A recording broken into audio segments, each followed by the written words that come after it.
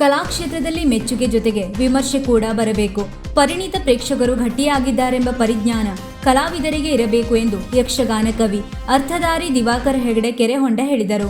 ಅವರು ನಗರದ ಟಿಎಂಎಸ್ ಸಭಾಂಗಣದಲ್ಲಿ ಯಕ್ಷಗಾನ ತಾಳಮದ್ದಲೆ ಅಧ್ಯಯನ ಮತ್ತು ಪ್ರದರ್ಶನ ಕೇಂದ್ರವಾದ ಶ್ರೀರಂಗಪಟ್ಟಣದ ಯಕ್ಷಕೌಮುದಿ ಟ್ರಸ್ಟ್ ಸಂಸ್ಥೆಯು ಅಕ್ಟೋಬರ್ 2ರಿಂದ ಅಕ್ಟೋಬರ್ 12ರವರೆಗೆ ಮಲೆನಾಡು ಕರಾವಳಿಯ ವಿವಿಧೆಡೆ ತಾಳಮದ್ದಲೆ ಸರಣಿ ಆಯೋಜಿಸಲಾದ ಸರಣಿ ಕಾರ್ಯಕ್ರಮಕ್ಕೆ ಚಾಲನೆ ನೀಡಿ ಮಾತನಾಡಿದರು.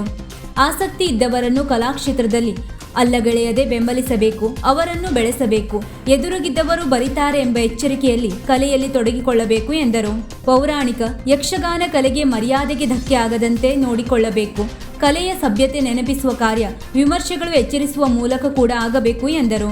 ಹುಬ್ಬಳ್ಳಿಯ ISR assistant commissioner Shrikrishna Hegde Mariyajjanamane ಮಾತನಾಡಿ, ಕಲೆಯ ಬೆಳವಣಿಗೆಗೆ ಇಂಥ ಸರಣಿ ಕಾರ್ಯ ಮಾಡುತ್ತಿರುವುದು ಅಭಿನಂದನೀಯ ಎಂದರು. ಕಲಾವಿದೆ ಡಾಕ್ಟರ್ ವಿಜಯನಳಿನಿ ರಮೇಶ್ ಮಾತನಾಡಿ, ತಾಳಮದ್ದಲೆ ಪಾಶ್ಚಾತ್ಯ ರಂಗ ಸಿದ್ಧಾಂತಗಳಿಗೆ ಪ್ರೇರಣೆ ಕೊಟ್ಟವು. ಇವು ಹೊರಗಿನವರಿಗೆ ಮಹತ್ವದ್ದು, ಆದರೆ ನಮಗೆ ಸಮಯ ಕಳೆಯಲು ಇರುವ ಕಲೆ ಆಗಬಾರದು ಎಂದರು.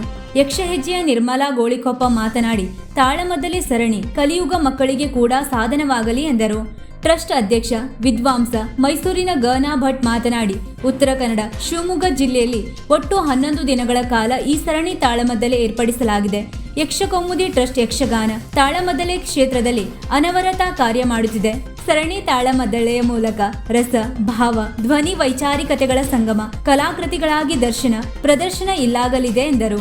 ಹಿರಿಯ ಕಲಾವಿದರಾದ ಗಣರಾಜ್ ಕುಂಬಳೆ, ಸಹಕಾರಿ ರತ್ನ ಟಿಎಂಎಸ್ ಅಧ್ಯಕ್ಷ ಜಿಟಿ ಹೆಗಡೆ ತಟ್ಟಿಸರ ಕಾರ್ಯಕ್ರಮದಲ್ಲಿ ಉಪಸ್ಥಿತರಿದ್ದರು. ಆಶಾ ಹೆಗಡೆ ನಿರ್ವಹಿಸಿದರು.